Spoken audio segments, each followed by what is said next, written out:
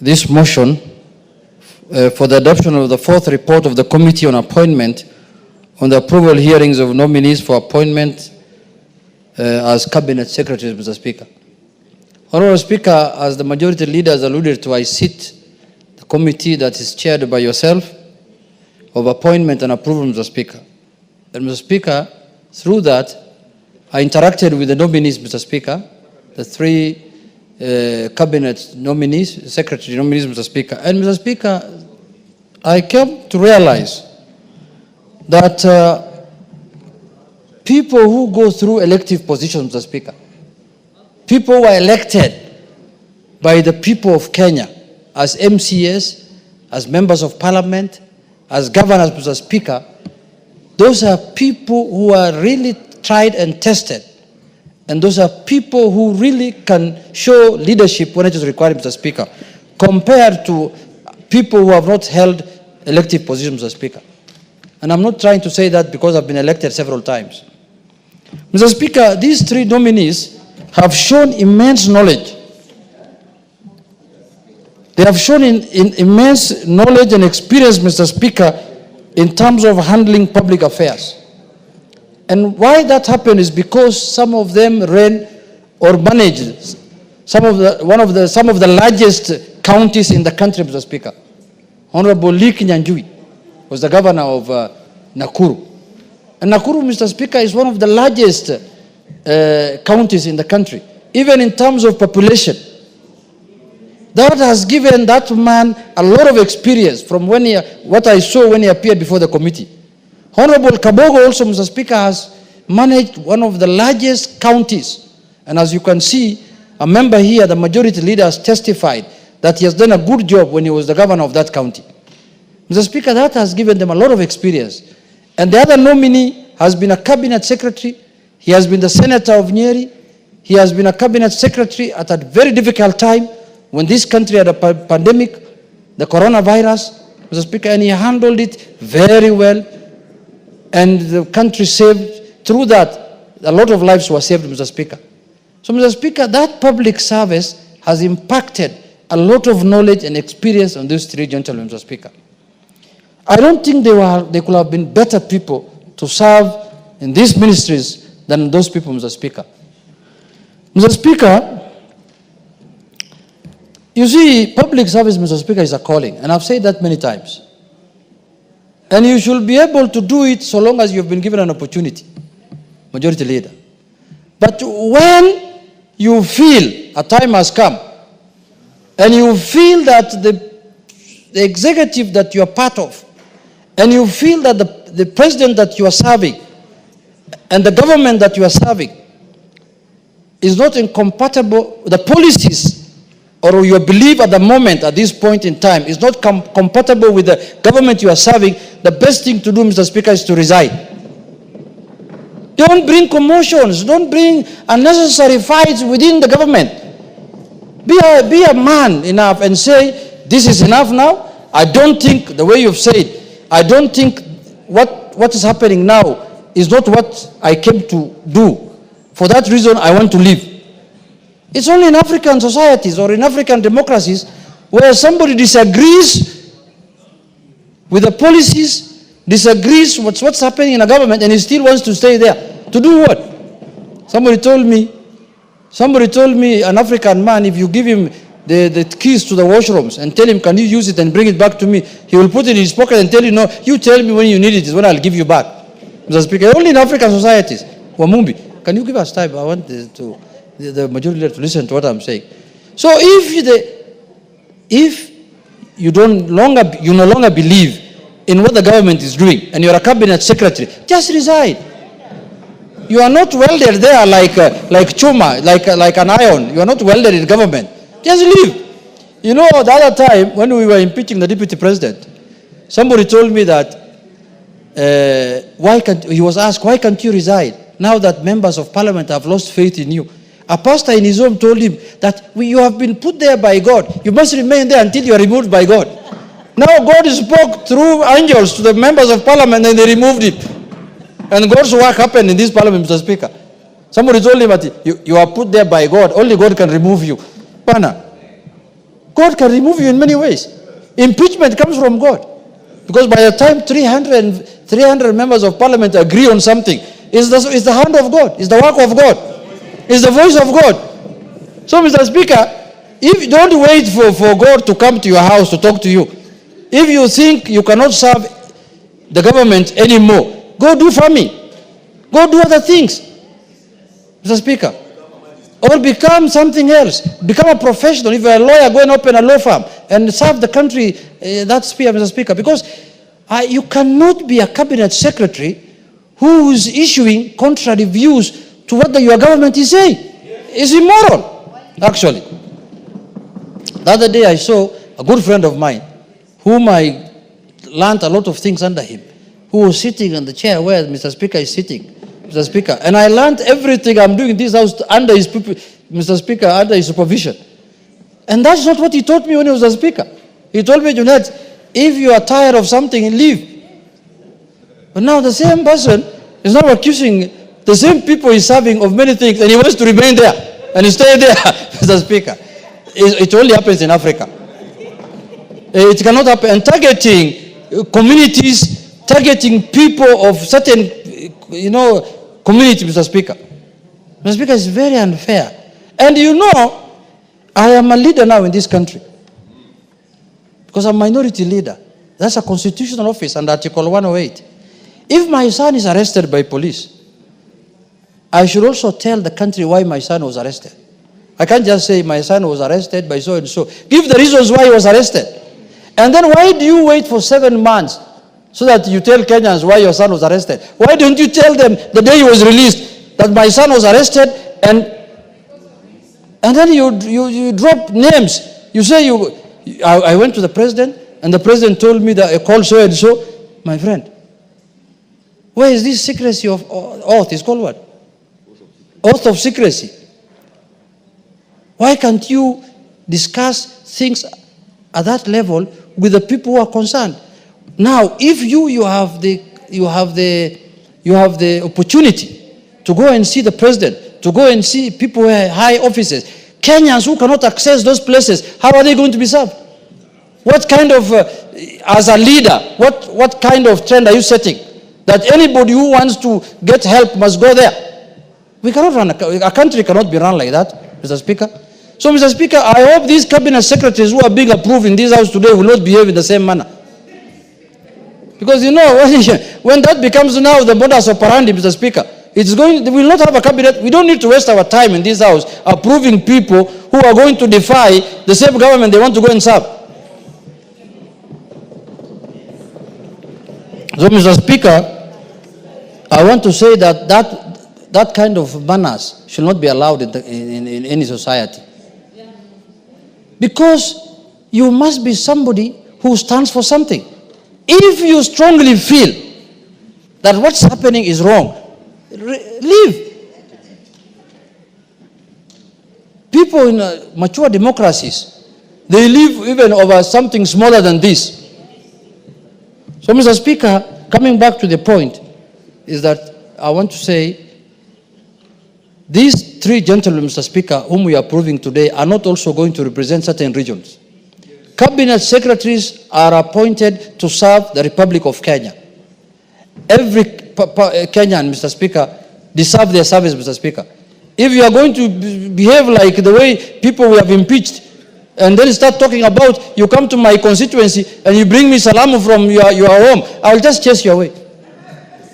Mr. Speaker, dismissal of cabinet secretaries is not only the prerogative of the president. This House has constitutional mandate also to dismiss cabinet secretaries, the way we are approving them. So if you behave in a very tribalistic manner, you behave in an awkward manner, then nothing stops us from filing an impeachment motion and removing you from office, Mr. Speaker. Mr. Speaker,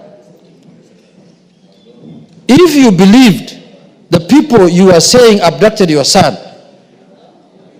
and the Kenyans, and you took 7 months, Mr. Speaker, to tell Kenyans what happened, who will believe you now? Because, 7 months is a long period of time. I'm sorry to say, I called a police officer under the privilege of the House. I was told people are arrested over many things. You can be arrested because you are dealing in drugs. You are dealing in money laundering. You can be arrested in many things. Arresting is not abduction. We have to condemn abduction, but we cannot condemn arresting. Yeah. Police officers are paid. They earn salaries so that they can arrest people. That's their work. If I break the law today, they will arrest me. But we must condemn abduction, but we cannot condemn arrest. Arrests are legal. They are legal in our laws for a policeman to arrest me and to arrest anybody else. Mr. Speaker, so I want to emphasize on the issue that cabinet secretaries must serve all Kenyans. If you want to serve your village, go and become an MCA. Don't become a minister or a chief. Like the way I see now, there's a senior chief now who's meeting people in Wamunyoro. Every day they are meeting there. You are now just local chief there, just meeting people there. You expect me to travel all the way from Nairobi to go and meet somebody in that village? What is the name of that village? Wamunyoro. I can't go, Mr. Speaker. So if you want to be like that, just go to your village. But if you want to serve Kenyans, if your desire is to serve Kenyans as a cabinet secretary, then serve all Kenyans, irrespective of their region, irrespective of their community, irrespective of their service, of religion. Yes, member for Madira. Junet, do you want to be informed? Yes. Yes. Thank you, Mr. Speaker. Especially from somebody from Wamunyoro village, Mr. Yes. Speaker. I want to inform Honorable Junet that Wamunyoro is a very good village in Madera constituency. And in that village there is a chief who is a very good man who serves people, all the people in dignity. It is only one man, disgruntled, who is meeting people with long beards who don't know where they are going. So let's not discuss Wamunyoro. Wamunyoro is a good village. It's only one man who don't know where he is going or where he is coming from, who is disgruntled and he doesn't know where he is going or coming from. Thank you, Mr. Speaker. Mr. Speaker, I want to thank the Member of Parliament for Madeira for informing me that Wamunyoro is a very good place. You know, I have not visited Wamunyoro yet.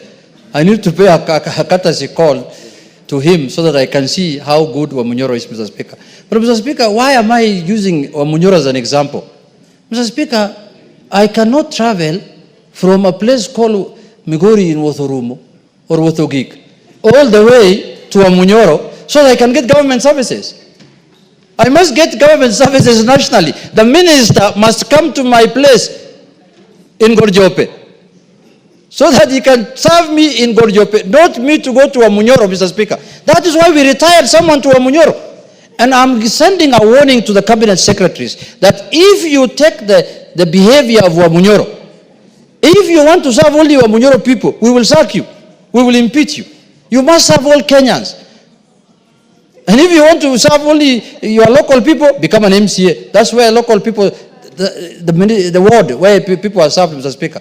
Because, Mr. Speaker, there are people who think they have become cabinet secretary to serve their region, or to serve their community, or to serve their tribesmen. No. Cabinet secretary is a national position. If you want to remain as a CS, you must remain national, Mr. Speaker. And I know these three whom we are approving today, they are experienced. These are people, these are national leaders who have served all kinds of Kenyans, because you know Nakuru, almost every community of this country lives in Nakuru.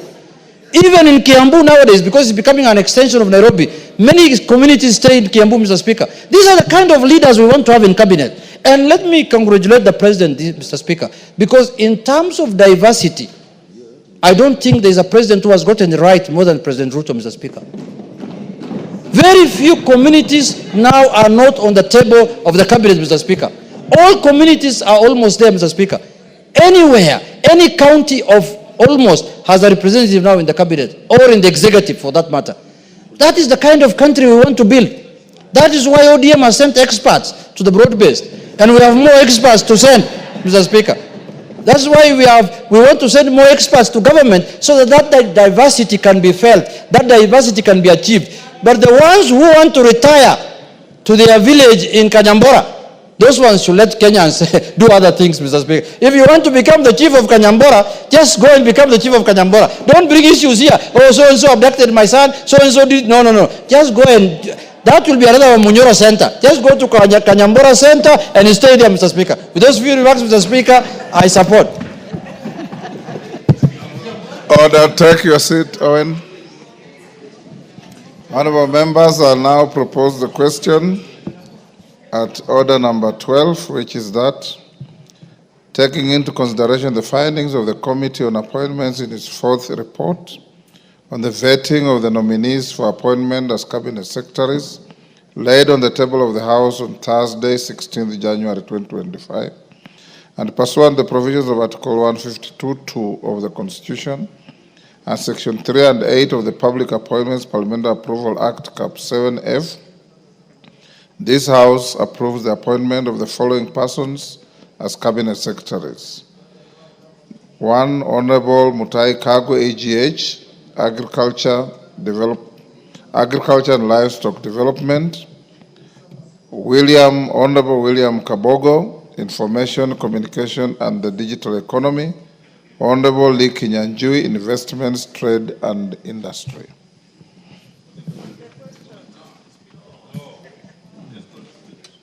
Yes, Wangwe.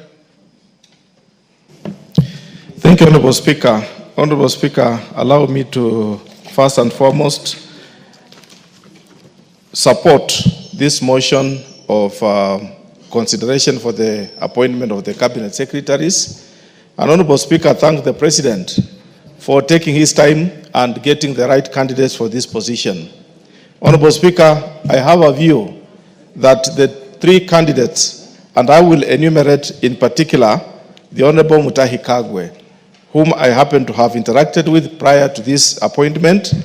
And Honorable Speaker, I find Honorable Mutahi Kagwe as a very strong candidate for this appointment and feel the performance he displayed, Honorable Speaker, during his position as the Cabinet Secretary in charge of health shall follow suit. The only thing I would wish to comment and recommend to the Cabinet, to the Honorable Mutahi Kagwe, is, Honorable Speaker, to know that all of us are looking forward to him to put agriculture as a sector in order. We want to see, Honorable Speaker, a situation where the aspiration of the President to make sure that sugarcane farmers, Honorable Speaker, are able to earn bonus be fulfilled, Honorable Speaker. We want to see a situation, Honorable Speaker, that the brokers in between, the people who want to affect the chain of distribution in terms of agriculture, Honorable Speaker, is dismantled. We want to see, Honorable Speaker, that Honorable Mutahi Kagwe puts his foot down to see that, Honorable Speaker, we don't get fertilizer that is in doubt. Let the government agenda, Honorable Speaker, to give us the fertilizer at 2,500 be implemented and even come more lower. But, Honorable Speaker, we get the right fertilizer for our input. Honorable Speaker, we want to see that the marketing of our product in terms of how to sell it and where to sell is opened more, wider and wider, so that, Honorable Speaker, we see as farmers all what is good to be implemented. And, Honorable Speaker, I want to say that we are now implementing the Sugar Act, and I would want to request the Honorable Mutahi Kagwe, should this House consider and approve his nomination, Honorable Speaker, let him make sure that he concludes what has been started, so that, Honorable Speaker, we get the sugar sector be very much independent and implemented. Honorable Speaker, speaking on Honorable Lee Kinyanjui, I had a privilege of working with him, Honorable Speaker, especially during the previous campaigns, and I found, Honorable Speaker, Honorable Lee Kinyanjui as a very astute member of any organization. And him, Honorable Speaker, having been a governor, it's important. I thank him and say, Honorable Speaker, the docket that he's being bestowed on investment, trade and industry is not a small docket, Honorable Speaker. It's a docket that balloons the economy of our country. All what we manufacture, Honorable Speaker, must get the destination, and all what is possible to invest, Honorable Speaker, any small-scale person relies on this docket, Honorable Speaker. We want to see him working hand in hand with the National Treasury to open up the sectors that we need to supply our products. Let us open up the industry the manufacturing sector, so that, Honorable Speaker, we don't just say we want our youth to get employment. Let our youth, Honorable Speaker, get very good employment, especially where foreigners and those people with money can invest in good industries to add value on our produce. As an agricultural economy, Honorable Speaker, we must have where to add value to our produce, and that is where Honorable Likinyanjui is going to come in. Honorable Speaker, on the front of ICT, under the Honorable William Kabogo, I don't have a benefit of having worked with him, but having felt him as a governor of Kiambu, he was a forthright, and as well as a member of this House, Honorable Speaker, you could see, I went to the Hansard, and you could see, Honorable Speaker, how astute Honorable Kabogo was on the floor, and how astute, Honorable Speaker, he could force and push issues. We want him, Honorable Speaker, to push that Kenya moves to the next level of ICT. Let us not just be manual, mechanical, rather, Honorable Speaker, move to the next global frontier. Honorable Speaker, we must look at the issue of the internet supply. We must look at the issue of communication. We must look at the issue, Honorable Speaker, that internet is not meant for disabuse. Honorable Speaker, internet is meant for communication. It's not meant for ridicule. Let Honorable Kabogo come in and know that he should be able, Honorable Speaker, to put the provisions as they are supposed to be, so that we have a fair play, so that let everyone who is using the internet use it within the law. It's not an issue of the youth. Many a times, Honorable Speaker, people have said the youth are abusing the internet. That is wrong. Even the elderly, Honorable Speaker, when they speak on the internet platform, they must inform each other rather than abusing each other. Therefore, Honorable Speaker, these nominees stand a good chance, and I will want to say, Honorable Speaker, we approve them so that we all move forward as a country and get our spaces replaced. Thank you, Honorable Speaker, and I support. Bowen.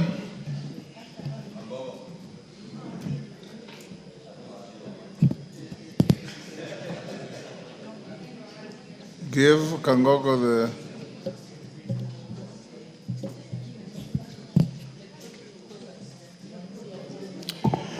Okay, thank you, Mr. Speaker, for giving me this opportunity to support the three nominees, Mr. Speaker, for the Cabinet Secretary's position.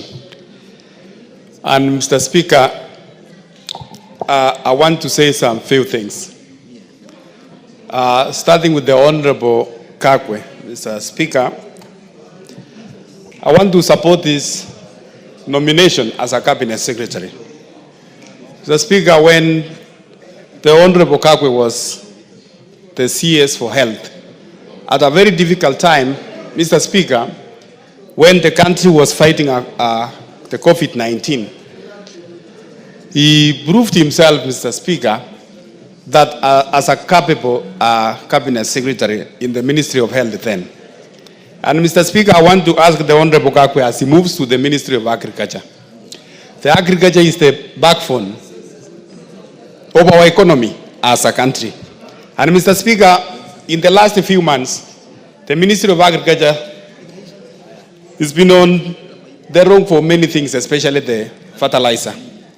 Mr. Speaker, the harvest which we currently many farmers harvested some few months ago, some of them were affected because of the fake fertilizers which was there last year.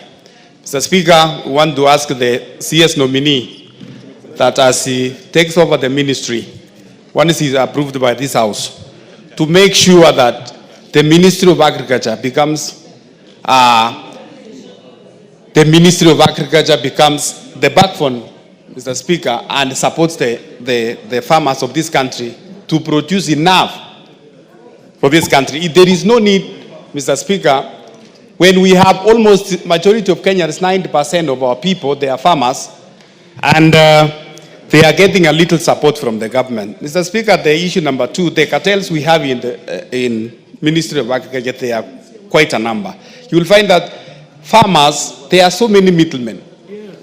In coffee, in tea, they are not benefiting from their produce. So we want to seek that the Cabinet Secretary, once he's in that office, is able to help the Kenyan farmers.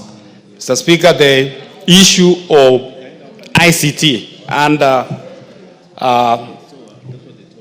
the Honorable Kabogo, if it's approved by this House. I think ICT is an emerging technology, Mr. Speaker, and there are so many challenges, from fraud to hacking to so many things. And there is need to regulate actually the industry. There is a lot to be done in the industry to make sure that the new ICT, the digitization in the country, they are used for the benefit of the people and the young people, and it is not a platform for abuses. It's not a platform for people to make illegal activities. And Mr. Speaker, finally, the Honorable Kenyatta, we want also to support him in the Ministry of Trade. The trade, Mr. Speaker, our import and export, Mr. Speaker, determines also our balance between a shilling and the dollar. So when we have a lot of export, Mr. Speaker, as a country, you will see that we will benefit from the business of foreign exchange. And currently, I think as a country, we are importing more than what we are exporting. So we expect that the Kenyatta, when he comes in, he will take up the ministry to the next level to benefit Kenyan traders. Mr. Speaker, I support the three nominees.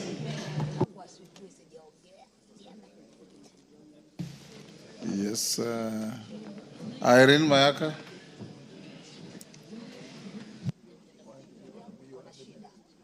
Thank you, Honorable Speaker. Honorable Speaker, I also take this opportunity to support the nominations of the three appointees, being the Honorable Mutahi Kagwe, the Honorable Kenyatta, and the Honorable William Kabogo. Honorable Speaker, these three all have one thing in common. They have a wealth of experience. They each have done unique things within the sphere of their previous appointments that make them exceptional. And Honorable Speaker, just as it has been said by our previous members, is that we really want to encourage that these cabinet secretaries focus their work nationally and not just within the country. Honorable Speaker, we all remember very well how the Honorable Mutahi Kagwe was very instrumental during the COVID-19 period. And Honorable Speaker, some of the things that really impressed me when I watched the interview was when he spoke about engaging the youth in the agricultural sector. Because, Honorable Speaker, we are a country that is largely agricultural, but our young people are not interested in that space. And some of the ideas that he did share in terms of how he would engage the youth in this space was very impressive. Honorable Speaker, the other thing that the Honorable Mutahi Kagwe spoke about was the use of AI technology within our weather and agricultural space, which is something that is very progressive. It is being used in other countries, and it's very enlightening and very exciting to hear that a cabinet nominee for agriculture is actually talking about engaging AI in terms of the weather checks and also the increasing our agricultural produce. Honorable Speaker, in terms of the Honorable Kenyatta, I support his nomination. Honorable Kenyatta was fantastic as a governor. And not only that, those of us who worked within the Azimio Secretariat will remember how Honorable Kenyatta really assisted us in having a youth volunteer movement across the whole country. And he was very magnanimous in terms of how he shared his wealth of experience with us. Honorable Speaker, and finally the Honorable William Kabogo, when his nomination was announced, someone asked me why they would take someone like William Kabogo in the ICT space. But those of us who are really, really interested in that space know that the Honorable William Kabogo did a lot of digital transformation in Kiambu County. While he was there, he ensured that there was free Wi-Fi in the urban centers in Kiambu County. He ensured there was a digital county transformation service, including educating the people of Kiambu County to be able to engage in financial systems within the county. Honorable Speaker, even the system of digital revenue collection, while I was a member of County Assembly, I remember that one of the counties that we did visit as a place as a learning experience was Kiambu County, because they were able to to strengthen and have a cashless system within their digital system. And so, Honorable Speaker, this for sure is a nominee who really understands that particular environment. And Honorable Speaker, without gainsetting what has already been done within the ICT sector, we do want to ensure that the entire country of Kenya has fiber optic. And I really like the fact that he already has knowledge in this space. Honorable Speaker, the nominee, William Kabogo, also spoke about the unethical use of social media, protecting the youth from harmful use of social media. And I did hear him also suggesting that we should get into a place where we regulate the social media space. We do not necessarily need to gag people from social media like TikTok, X, and Facebook, but we can introduce regulations within this space. The other thing that he spoke about that was very interesting, Honorable Speaker, is that he talked about the Konza Technopolis and having investors come on board in that particular space so that we can grow our Technopolis space. Honorable Speaker, the only thing I just want to say and encourage, and this is also because we are saying now that we want our cabinet secretaries to work for the whole of Kenya. It is my wish that the executive would actually have a rotational basis where 2 weeks in every month, the cabinet secretaries can actually go to different parts of this country and work from there, so that they can understand what Kenyans are going through. They can understand the different spaces that their ministries and dockets are engaging on. And then that way, they'll be able to serve all Kenyans very well. We don't have to have cabinet secretaries being confined in Nairobi in the headquarters. I wish they would actually rotate and go everywhere. With those very few remarks, Honorable Speaker, I wish to support the nominations. I thank you. Wamumbi.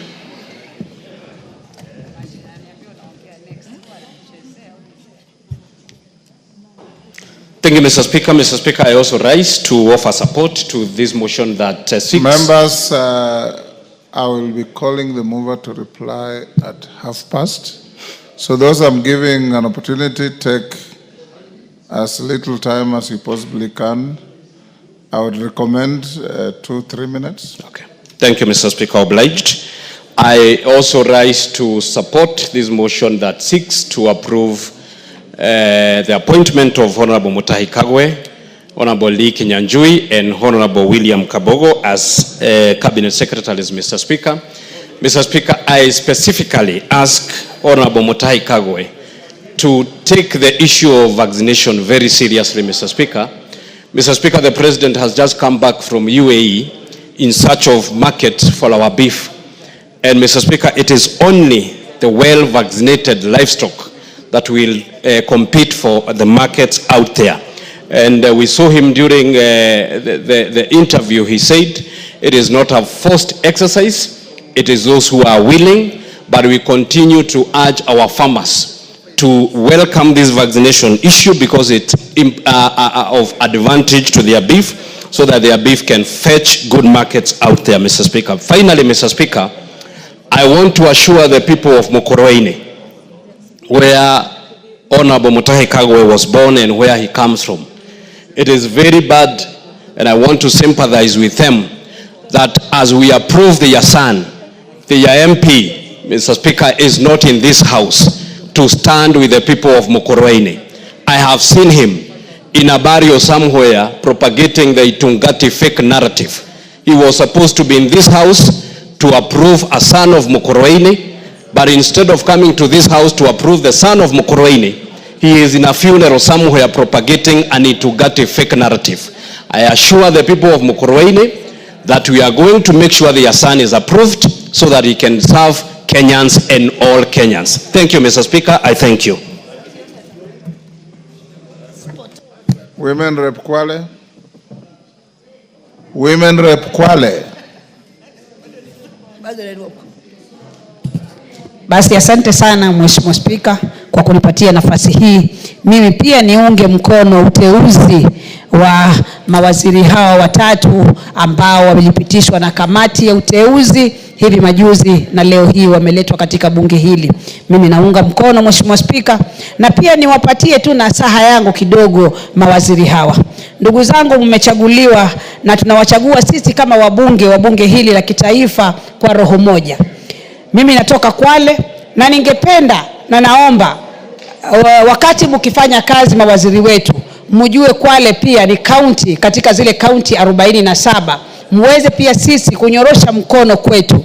Mheshimiwa Spika, Kwale ni county ambayo ina ukulima na ina mashamba ambayo yana rutuba kubwa sana Mheshimiwa Spika. Na sisi pia wa Kwale ni wafugaji wazuri sana Mheshimiwa Spika, lakini utapata katika ukulima wetu na ufugaji wetu katika kaunti yetu hatuwezeshwi mara nyingi, hatuwezeshwi kisheria na hatuwezeshwi pia kipesa. Bado tunafanya ukulima ule wa zamani ambao hauwezi. Kwa sasa hivi ulimwengu mahali umefika, tunahitaji ukulima wa kisasa. Mheshimiwa Spika, Kwale bado sisi tuko nyuma sana kwa mambo ya ukulima na ufugaji. Tunafuga kama nilivyoelezea. Mheshimiwa Spika, nilikuwa na matumaini makubwa sana wakati Mheshimiwa Salim Mburia waziri alipokuwa amechaguliwa katika wizara hii ya investments and trade.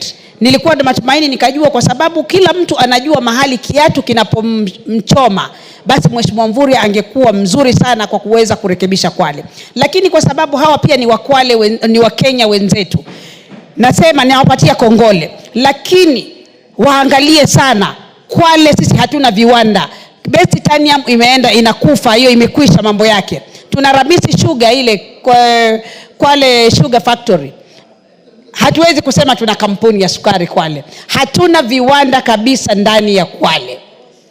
Kwa hivyo mimi naomba na saha yangu mawaziri, mnapoingia mjue Kwale pia ni katika zile kaunti 47 na muweze kutunyoroshea mkono. Asante sana Mheshimiwa Spika, sitaki niwe mrefu sana.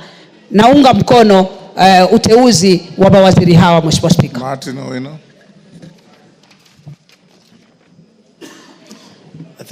Thank you, Mr. Speaker. As I rise to support this special motion, I want to congratulate you and your team, for you sat through it all. And we watched it and we took notes. The Speaker, there's only one item which I would like to be introduced into our vetting exercise. In this House, we did pass that we have quarterly reports from our ministries. How I hope that those reports, if it's somebody from a ministry like a cabinet, Kagwe, we would have that report from the department to tell us how he performed in that section. And also that report will help the majority leader in his report so that he can reference it. The same with others from the two gentlemen from the Senate. So if we can be citing reports from these sectors, it is going to make it more better than individual verbal appreciations. Other than say that the three nominees impressed me much. As a member of the departmental committee on health, I want to say Honorable Kagwe has a competency, and I know he will do a good job. I just want him, when he gets there, if approved, so that he can start with some things which are really bothering Kenyans. Having come from the Ministry of Health, he values health. The issue of pesticides, Mr. Speaker, is causing a lot of harm to our people. As we speak, over 310 products of pesticides are used in this country. And pesticides have been connected to 6 cancers. And if not checked, we can harm us more. As for Kabogo, we have built, according to the presidential initiative, every ward. Like in my constituency, I have 3 wards with ICT hub. But I've written so many letters to have them equipped, have not been done.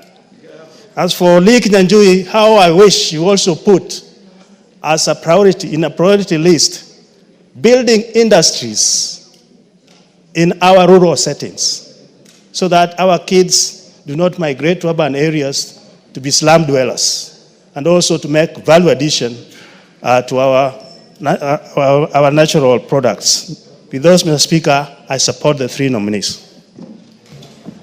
Wamrata.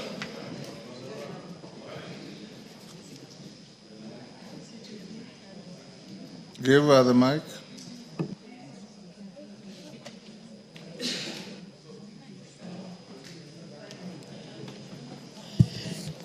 Thank you, Honorable Speaker. I also stand to support the approval of the 3 honorable members of this country that bring in a wealth of experience from the past times that they have worked in for this nation. I personally want to first congratulate the 3 of them for getting this opportunity and being approved to serve this country. And I also want to echo the words that were said by ML over the Minister Kagwe, who was at during the COVID time, the Minister for Health, and he brought in a whole wealth of experience to a point that he was able to identify with even all the children in the country, that even the young children had a name for him. And I remember one child who used to call him Mutuenu wa Corona, because he had spoken about COVID until even the children had come to understand. The other thing is that he very well coordinated with the young people, and especially in his quotes, not forgetting the quote that he had, that if we continue treating this disease normally, it is going to treat us abnormally. And I want to request Honorable Kagwe to come with the same great slogans to the young people, so that he may be able to teach them agriculture and enable them to understand that agriculture is also a way of earning a living, whereby we have our young people who still don't believe that agriculture is a way of earning a living. And if he comes with the wealth of experience that he has, I want to believe that our children are going to identify with him. I also want to congratulate the Honorable William Kafogo, who comes from the county that I represent, the county of Kiambu, and Lee Kenyanjui, who too also come with the wealth of experiences, considering that both of them have served as governors in very densely populated counties that are cosmopolitan. And I really want to thank the President for considering these 2 people who have served with Kenyans and served in counties that have a population of all the communities in this country.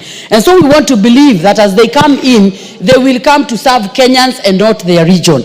I also want to believe that Honorable Kafogo will be able to handle the issue of ICT. And I remember when he was a governor, there used to be free Wi-Fi in hospitals, and especially one time I visited a maternity hospital in Kiambu level 5, and there was free Wi-Fi, which I don't think is there today. And I want to believe that when he brings all this kind of information that he had and the wealth of information, that we are going to go to the next height. I also want, on my last point, to tell these people that they are coming in to the country when there is a lot of heat of political noise in the country. And I want to pray and request them that they come in. Dr. Nyikal, your time is up.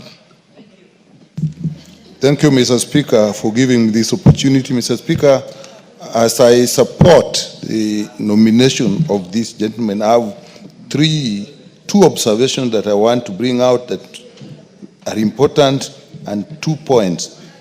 Mr. Speaker, the issue of regional and ethnic equity, although we have played it down and we said is something we should look at, but I can't blame them for that because they did not appoint themselves in this position. But it's something we should look at in the future. The second thing, Mr. Speaker, is these are gentlemen who have worked well. But again, there are 2 points, particularly for Honorable Kagwe and Honorable Kabogo, that actually did besmirch them. The issue during the corona, where Mutahi worked very well, but the COVID billions, actually it did raise issues. I saw them respond to this. I saw him respond to this, and also Honorable Kabogo, again there was issue of the lady that died. I saw him respond to this. But the biggest problem we have in this country is integrity. So we may start to look at the principle of being as spotless as a bishop's wife. But I know because of what they have done, they'll actually prove themselves beyond those issues. The other one, Mr. Speaker, that is a point that I think they can. The 3 of them, if they work together, Mr. Speaker, they can solve the problem of employment amongst our youth. I believe that it is actually agro-industry that will be our industrialization that can employ our people, and that will include actually the Honorable Kagwe and Honorable Kabogo. and Honorable Kinyanjui in industry, Mutagwe in agriculture, and IT and communication. And all of them have done that. If they actually work in these three areas, and they can actually create massive employment for our youth. With that, Mr. Speaker, I support. Bishop Kosgei.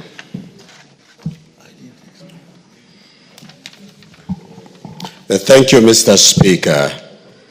I also, from the onset, wish to support the motion about the nominees into various ministries as outlined by the committees. And I wish to congratulate the committee for having had a thorough conversation between and amongst the three, and we were able to watch, Mr. Speaker, from the comfort of our homes.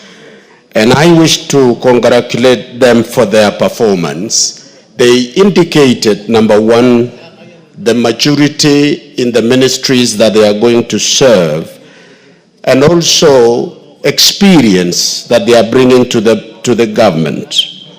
I wish to appeal to them, as this House would approve, because I'm appealing that we do so, that one, we have witnessed a trend of members of executive violating the oath of secrecy in government.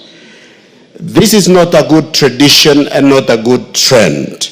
And we are appealing, and I listened to them when questions were placed before them that was really tempting them to reveal what they knew and what they did, and I was so impressed that they were bound by the oath of secrecy. I think the rest of us in government should be able to learn. Number two, Mr. Speaker, is that we are appealing as they come. There has been a missing link in terms of communication of what the government is doing. And that people who are thriving with propaganda in social media have taken a field day. We are not hearing anyone from the side of government. Finally, Mr. Speaker, is that the issue of technology, that which has been abused, and some others have been using our young people to do things that are unethical. With the coming of Kabogo and the experiences he has, we hope this will be sanitized. With that, Mr. Speaker, I support the approval of these nominees. Rueda. Asante Bwana Spika, kunipatia nami nafasi nipate kuchangia. Mimi moja kwa moja naunga mkono, na nataka tu niwaambie vile wamesema pale kwa kamati iwe ni hivyo. Sio kusema tu kwa mdomo, bali waseme kwa vitendo. Maana mara nyingi tumeona kama hii ministry ya ICT, kuna wakati ilitoa nafasi za vijana kila county wawili, lakini county zingine hazipewi hizo nafasi. Utaona hata zile zetu 2 zinapewa wengine. Kwa hivyo waziri akifika hapo, aangalie kama Wakenya, aangalie Kenya yote, asiache Mkenya mwingine nje. Sisi ni Wakenya pia, kule kwetu ni Lamu mbali kidogo tutasaulika. Kwa hivyo atuzingatie na atumie ile affirmative kufikiria na kusaidia watu walioko mbali. Si lazima Lamu peke yake, lakini Wakenya wote kwa jumla. Niambie pia waziri wa ukulima ajue sisi samaki iko katika ukulima. So asiangalie tu upande wa ukulima peke yake, angalie mifugo na angalie pia samaki. Samaki iko kwa ukulima, aje na mbinu za kisasa zile ambazo zitatusaidia. Sio zile za kwamba babu yetu alikwenda kivua samaki akipata pengine kilo 20 kwa mara moja, sasa watu wakienda wanapata kilo 1. So atafute mbinu mbadala, mbinu za kisasa, pia wasaidie wavuvi wetu kule wapate kufaidika. Mbali na hivyo, eneo ninaloliwakilisha mimi Lamu Mashariki lina upande mwingi wa manufaa. Kuna upande wa kuseme samaki, pia sisi ni wakulima wa simsim, ni wakulima wa watermelon. Kuna mfadhili mmoja alisaidia tu hivi karibuni akapeana 500,000 kwa kikundi cha youth. 500,000 hiyo ilitoa watermelon mpaka tukashindwa kuuza. Watermelon ni nyingi sana. So kunao haja ya waziri kuingia pia kule kuangalia area zile gani zitatoa mazao gani tuweze kusaidia watu wetu, na pia itakuwa ni kuinua uchumi wa Kenya. Pia upande huo kuna ukulima mfano kama wa ndimu, ukulima wa mhogo, lakini bado ni ile ya zamani. Hawatusaidii ukulima wa simsim. Mimi namuomba waziri mwanzo ukulima wa simsim, si ndio tunatoa simsim nzuri. Ajue akiingia kuna kazi inamngojea pale mezani. Ajue kule Lamu Mashariki simsim ziko nyingi haziuziki kwa sababu ya makosa ya watu wengine. Wao walitumia ile dawa inaita kausha, wakausha mimea. Sasa ile simsim yetu haiwezi kuuzika kule uzunguni, haiwezi kwenda. Kwa hivyo aje atafautishe, wale wanatumia madawa wasipeleke hizo bidhaa zao, lakini wale ambao hawatumii madawa zile bidhaa zao ziweze kupelekwa. Na asiseme, sinitarajia aseme kwamba ati zungumza na county. Mimi time up. Cherorot, then mover, be ready to reply. Thank you. Thank you so much, Mr. Speaker. 1 hour and you all agreed. Mr. Speaker, I stand to support the appointment of the 3 nominees, Mutahi Kagwe, Liki Nyanjui, and William Kabogo. Mr. Speaker, the 3 gentlemen, from their own experience and the way they have served in this country, I can say that they qualify and they have the capacity to serve in those ministries which they have been assigned. Mr. Speaker, the President himself, I think through his own wisdom, he has appointed the 3. And you remember, Mr. Speaker, the President, during the campaign, he had his own, the plan, which is the agenda and the manifesto, which he is running with. And I want to say that the coming in of the 3, they have to make sure that they have to hit the ground running so that they can be able to deliver. Because, Mr. Speaker, as we are aware in our country, we have lagged behind due to some challenges we've been having. And I want also to encourage that even the rest of the CSS that we have, Mr. Speaker, they have to make sure that they deliver service. They should not sit and watch things happening in this country. And I want to challenge also the 3, Mr. Speaker, that the government they are going to serve, they should be careful not to fight the government from within. They have to support the government and to make sure that they deliver services to Kenyans, Mr. Speaker. Mr. Speaker, I want to say that in our country, these ministries that have been created, they were created with a purpose so that they can be able to serve the common people, Mr. Speaker. And the 3 also should mark the territorial boundaries in this country to make sure that they serve from north to south and even from east to west, because they are serving Kenyans and they have to be faithful in actually serving His Excellency and Kenyans at large. Thank you, Mr. Speaker. I support. I'll give the following 2 minutes each. Mudhoni, member for Kieni, Women Rep Nakuru, Masito? Not Masito, Mbeyu. Yes, let me see how you do. 2 minutes each. Start with Dorothy. Thank you, Mr. Speaker. Mr. Speaker, I first want to really thank the vetting committee and you as the chair for the excellent job undertaken. And I want to thank His Excellency for picking on competent, expert and experienced individuals to be cabinet secretaries in his government. Honorable Speaker, I straight away want to go to Honorable Mutahi Kagwe. Agriculture is the backbone of this country and it can leverage on new technology, especially, Honorable Speaker, to invest in dry land to supplement crop production in the wetlands. As I say that, Honorable Speaker, I also wish to say all other crops which have been gazetted, the government has been very keen in opening new markets for these crops. And I want to say one crop that looks like it has been forgotten as much as it's cash crop gazetted in this country is the miraa crop, and I wish that the CS Agriculture will fast track this crop and look for markets for the miraa crop, so that the farmers in that area of the country can also benefit and reap big from this country. Thank you, Honorable Speaker. Kenny? Was it Lisa first or Kenny first? It was me first. Lisa first. Kenny, take your seat. Give to Lisa Chelule. Iko moja pale. My clerks, why are you misfiring today? Asante sana Bwana Spika kunipatia nafasi pia nichangie kwa mjadala ambaye imeletwa katika National Assembly na Majority Leader wetu.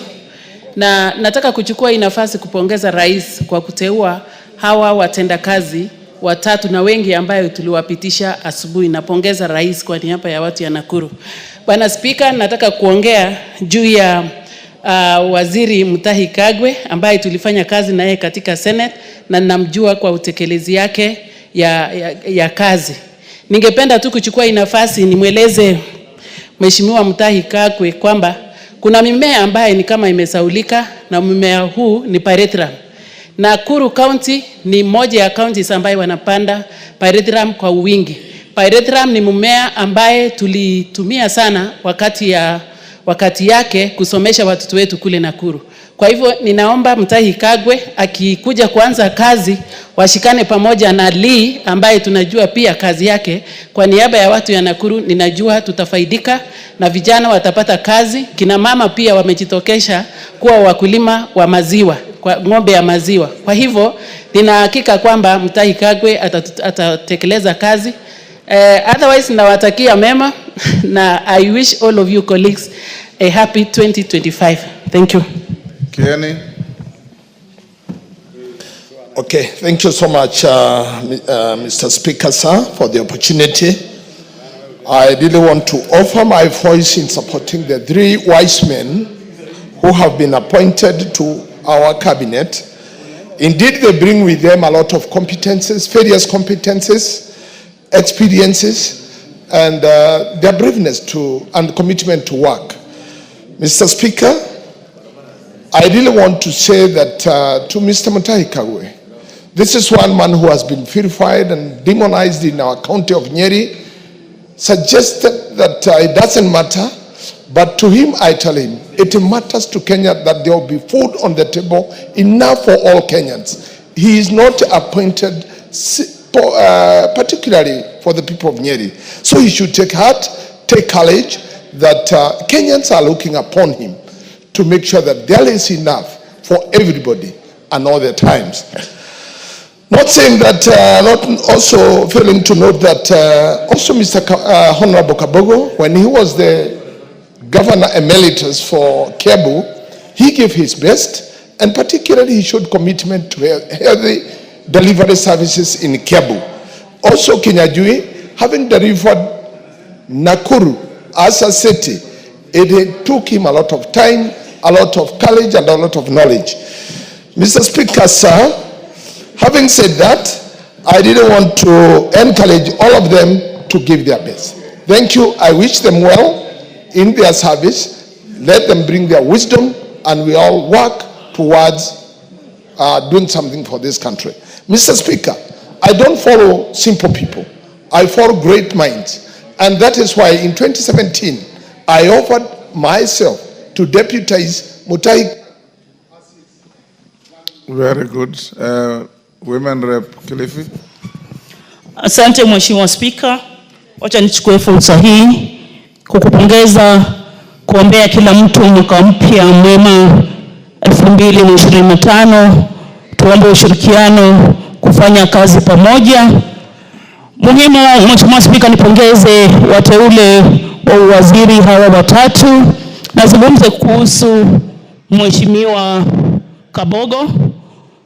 Sijafanya kazi vizuri karibu naye, lakini kwa sababu ameletwa katika wizara ya mambo na dijitali, ni ombi langu kwake kuwa ataweza kushirikiana na Wakenya wote na hasa vijana, ambapo anaingia wakati vijana wako vizuri kidijitali, na hatutataka wawe wataendelea kutumia mitandao vibaya. Aone vipi atatafutia kazi za kidijitali vijana wote ambao wanahangaika, wanasumbuka na wanatoa maneno wanaotoa kwa sababu wako tu bure, hawana kazi. Kuna kazi nyingi sana za kidijitali anaweza kuwatafutia na waweze kujikimu. Langu kwa Mheshimiwa Mutahi Kagwe, nilimjua akiwa waziri wa afya. Sasa amepelekwa Wizara ya Kilimo, pale alipo anisikie naitwa Mheshimiwa Mbeyu wa Kilifi. Tunataka ile mimea ya kule pwani, mkorosho, minazi, tuweze kuregeshewa, japo kilimo kimegatuliwa, aweze kushirikiana na county government ya Kilifi, tuone vipi mimea yetu biashara, mkorosho, maembe na nazi zimeweza kupata faida. Majority Leader, reply now.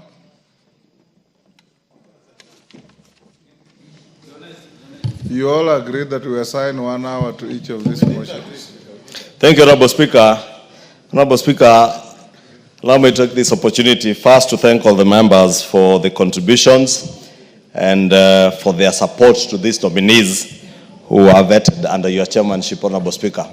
Honorable Speaker, in reply, let me just say I've listened to many of the contributors and their sentiments, and it's important, Honorable Speaker, to re-emphasize that as many of the contributors to this motion have said, cabinet secretaries come into office to serve all the people of Kenya and the government of the day, and they serve not just the regions they come from, Honorable Speaker. Honorable Speaker, it's also important that, as has been said by many people, that even these nominees and even those others who are serving in cabinet today, to recognize that they not only have a collective responsibility in their service to the people of Kenya, but also to carry themselves with the decorum and integrity that behoves of their offices, Honorable Speaker. If any of our cabinet secretaries feels that the president has reassigned them to a ministry that they think is lower than whichever other ministry that they were in, Honorable Speaker, the honorable thing to do is, if you feel the ministry you are serving in is too small for you and you're too big for that ministry, simply resign. If you think, Honorable Speaker, that you are reassigned to a ministry where you are not able to extort money from people as you used to extort in any other, Honorable Speaker, and you can't say to the public, and you now want to pretend that you are holier than thou, and we know you. And you know, if you are about to be fired, don't pretend that you are either resigning or asking to be fired. Honorable Speaker, just go. And it is not just those who are serving, even these ones that we are approving today. This House will oversight all these cabinet secretaries without regard as to where they came from, what political affiliation they are coming from, because, Honorable Speaker, in the spirit of the broad-based government, we have cabinet secretaries who are serving this country who were not part and parcel of the Kenya Kwanza campaign trail. But the country is bigger than Kenya Kwanza, Honorable Speaker.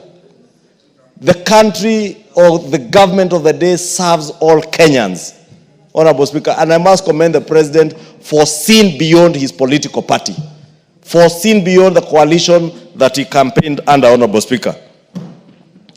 Honorable Speaker, I must commend the cabinet secretaries who came from ODM.